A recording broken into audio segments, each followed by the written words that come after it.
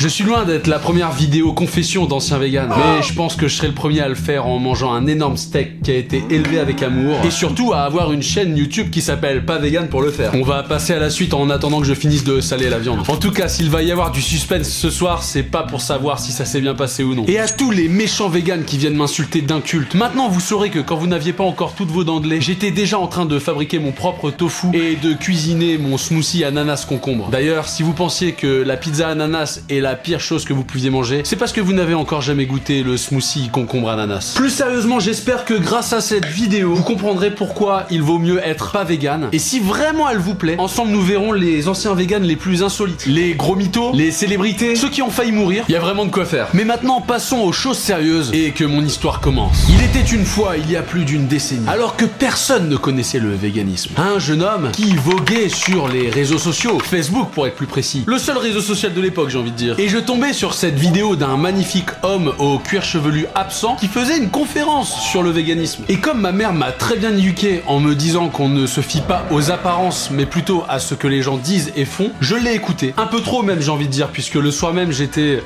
à la carotte et au concombre. Et j'exagère à peine, j'étais encore un peu trop jeune et naïf. Pour moi, quelqu'un qui disait que l'homme était herbivore n'avait aucune raison de mentir. Et si cela fonctionnait pour lui, alors ça pouvait tout aussi bien le faire pour moi. Mais c'était sans savoir que cet homme était un malade, qui pense que tous les blancs sont racistes, que les femmes qui portent de la fourrure méritent d'être violées, que son combat pour les animaux mérite de tuer des gens. Juste des petits détails, j'ai envie de dire. Sinon, j'étais plutôt sportif. Je me permets de vous montrer ça puisque vous verrez au bout de 4 mois de véganisme comment je suis devenu. J'y connaissais pas grand chose en nutrition. On n'avait pas toutes ces sources d'informations sur internet. Alors c'était lui et sa branche de céleri contre moi et mes burgers kebab après l'entraînement. Et vous aujourd'hui, vous avez un combo original avec Arnold Schwarzenegger qui fait la promo du véganisme, en oubliant de préciser que toute sa vie il a mangé une vache par jour et qu'il n'est toujours pas vegan. Donc au final, je sais pas si c'est plus simple pour vous. Après, c'est toujours intéressant de faire ses propres expériences. Mais si je pouvais vous éviter celle-ci quand vous allez voir toutes les épreuves par lesquelles je suis passé, il y en a certains qui vont courir chez le boucher après pour faire le plein de protéines. Pour rappel, être vegan consiste à ne vivre que de végétal. Donc je devais dire adieu mentalement à tous les plats que j'affectionnais. La raclette, la tartiflette, la côte de bœuf, le fromage. Et ainsi pouvait commencer cette nouvelle vie extraordinaire. Je pourrais plus vous dire en détail ce que je mangeais à l'époque, mais le hasard a fait que j'ai pris une photo de mon frigo. Et qu'est-ce qu'il était beau, regardez-moi cette perfection. Mais c'était pas bon. Regardez par exemple ce magnifique petit déjeuner. Vous pensez qu'avec mes radis, ma B12 et mes graines, je vais être en forme et de bonne humeur toute la journée? Non!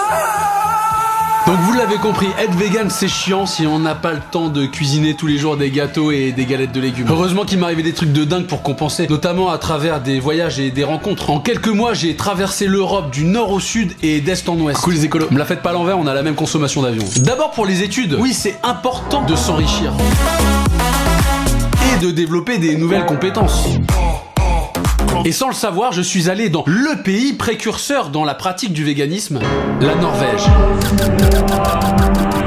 Aujourd'hui, t'as des véganes qui se prennent pour des génies parce qu'ils ont inventé un fromage sans lait de vache ou une glace. Mais les gars, ça fait 10 ans que ça existe là-bas. Dans tous les supermarchés, t'avais un rayon avec plein de produits véganes qui étaient super chers. Mais ils étaient là. Non, parce que c'est bien gentil de nous expliquer qu'être vegan, c'est découvrir de nouvelles choses. Mais c'est 2 fois plus cher que les produits pas véganes, moins bons en goût et pour la santé. De toute façon, la question se posait même pas. On était jeunes et fauchés. On voyageait en bus, en train et à pied quand j'arrivais à marcher. Oui, parce qu'à 20 ans et quelques mois de véganisme, j'avais des douleurs intenses aux jambes. Alors quand vous vous rendez compte de ça le matin en allant à l'école ou au travail, ça se gère. Mais quand c'est au milieu des montagnes, loin de toute civilisation, après des heures de marche, t'as pas de réseau, t'es pas bien. Et passer de 20 ans à 90 ans en quelques mois, j'étais pas prêt. Alors j'ai puisé dans le peu de force qu'il me restait, réveillé par le froid à 2 heures du matin, qui avait congelé notre tente et mes chaussettes. On a finalement trouvé un chemin plus facile que sauter des ravins et s'enfoncer dans la neige jusqu'au ventre. Une fois que j'étais posé, je commençais à me poser de sérieuses questions. Parce que c'était juste un problème parmi d'autres. Mon corps changeait, mais mon mental aussi. Je me sentais plus souvent fatigué, déprimé aussi, alors que je vivais ma meilleure vie. J'ai eu mon diplôme en écrivant mon compte-rendu de stage dans un train entre 2 voyages. Je rencontrais plein de nouvelles personnes, dont certaines que j'ai vraiment bien rencontrées. Je voyais des paysages extraordinaires, la Hollande, le Danemark, la Norvège, la Turquie avec mes amis turcs, l'Angleterre avec les Jeux Olympiques. J'avais aucun problème à part ceux qui venaient se créer dans ma tête. Vous voyez la féministe Marion Seclin qui a fait une vidéo introspective sur son cerveau. Mon cher cerveau, t'as cette capacité irritante à à toujours tout remettre en question et à t'en poser des dizaines de milliers par jour. C'était pareil, plein de pensées inutiles, souvent négatives, qui revenaient en boucle. À un moment donné, tu deviens fou. J'en étais arrivé à un point où je regardais des spectacles comiques tous les soirs pour essayer de penser à autre chose que des branches de céleri et des saucisses lentilles sans saucisses. Et pour vous dire à quel point j'étais le seul vegan sur les milliers de personnes que j'ai rencontrées, pas un seul vegan. Alors soit ils étaient à la maison à regarder des spectacles comiques pour éviter de se suicider, ou bien ils existaient pas. Mais à côté de ça, tous les pas véganes me soutenaient dans la démarche. On m'a fait des plats véganes à un mariage sans que je le demande. Les parents de mes amis turcs m'ont fait une table remplie de plats traditionnels qui étaient véganes. Les seuls embrouilles que j'ai eu, bizarrement, c'était pas avec des gros viandards, mais des meufs qui voulaient absolument avoir le dernier mot, mais en mode agressive, hein. À se demander si elles allaient pas me foutre directement un morceau de viande dans la bouche. On aurait mis Solveig à loin ou Anne Sofruy en face et je vous assure que ça aurait fini en boucherie. Dans toute ma vie végane, j'ai dû manger une fois un lardon qui traînait dans un plat qu'un ami bulgare m'avait préparé. Le mec travaillait dans un abattoir, donc forcément il savait pas trop cuisiner les salades de pâquerettes. Et quand tu tapes sur Google plat traditionnel bulgare, t'as plus de chances de voir un cochon entier dans la liste des ingrédients qu'une branche de céleri. Ah si, il y a eu une autre fois. On était complètement bourrés dans les rues d'Istanbul et t'avais des vendeurs de crustacés. Mon pote, encore plus arraché que moi, me dit très exactement: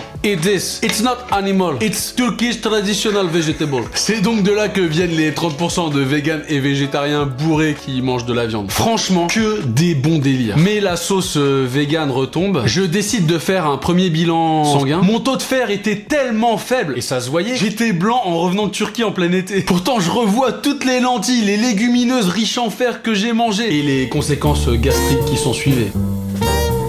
Par contre, aujourd'hui, c'est l'inverse. J'ai trop de fer. Je peux même plus prendre l'avion sans sonner au portique de l'aéroport. C'est pas évident de rester un homme viril quand à chaque fois que tu voyages en avion, le douanier te ramène à tes vulnérabilités. Le deuxième souci que j'ai remarqué, c'est la fonte musculaire. Mais pas la fonte, la fonte des glaces. J'ai perdu 10 kilos. Je suis revenu à l'adolescence malgré moi. Puis j'ai quand même fait des rêves de viande. Plusieurs fois, je comptais les steaks qui passaient au-dessus de moi sans que je puisse les manger. Le matin, je me levais, j'avais des marques de dents sur les bras. Par contre, je peux vous assurer, ça fait 10 ans que je suis plus vegan et j'ai jamais rêvé de tofu. J'ai essayé plein de choses, des compléments, des conseils à un nutritionniste. Et c'est marrant, pour moi, c'était plus simple de devenir vegan que revenir à la normale. Parce qu'au lieu de repasser directement à l'autre extrême et devenir carnivore, j'ai fait toutes les étapes intermédiaires, végétarien, flexitarien, pour finalement redevenir omnivore, où je me sens le mieux physiquement et mentalement. Tout ça pour ça. Est-ce que vous arrivez un peu mieux à comprendre pourquoi j'ai créé Pas Vegan? J'ai tout de suite vu le danger quand nos léguminati ont débarqué par les médias qui leur donnaient une visibilité tellement énorme alors qu'ils sont moins nombreux que les témoins de Jéhovah. En plus, vous l'oubliez peut-être, mais à l'époque, tout le monde les défendait. Excepté peut-être les chasseurs, les éleveurs, ceux qui sont vraiment connectés à la ruralité. Juste parce que c'est les gentils qui défendent les animaux. Systématiquement, les anciens véganes qui témoignent se font défoncer comme des apostats qui quittent une secte. Rappelez-vous Morgane Hansen qui a dû bloquer les commentaires pour supprimer les invitations au suicide qui se multipliaient. Tout ça parce qu'elle racontait les allers-retours qu'elle faisait à l'hôpital. Et le pire dans tout ça, c'est que je suis sûr que ceux qui ont la force d'insulter pour un steak ne l'auraient pas eu d'aller déposer une fleur sur sa tombe si elle était allée jusqu'au bout. Sachez que même Gandhi le disait, on n'arrête pas de manger de la viande pour la santé, mais pour les animaux. Donc en gros, on peut mourir tant que c'est pour les animaux. Et ainsi la sélection naturelle s'opère. Alors soyez du bon côté. Les forces extérieures pour vous affaiblir sont déjà assez nombreuses, alors ne vous en rajoutez pas. Le véganisme, c'est la différence entre manger pour vivre ou bien pour survivre. Et il m'a fallu 4 mois pour le comprendre. Parce que j'ai écouté mon corps. Certains vont aller beaucoup plus loin dans le délire. Et j'espère qu'ils arrêteront avant la phase des regrets. Sur ces graves paroles, je vais finir mon steak, ou pas. Vous savez quoi, on va aussi participer à l'effort collectif, je vais diminuer ma consommation de viande de 1 kg à 500 grammes. Et n'oubliez pas les pouces en l'air, les commentaires me font toujours extrêmement plaisir. À chaque compliment, je me fais un bisou, et à chaque insulte, petit coup de cravache. Allez-y, allez-y, envoyez la sauce.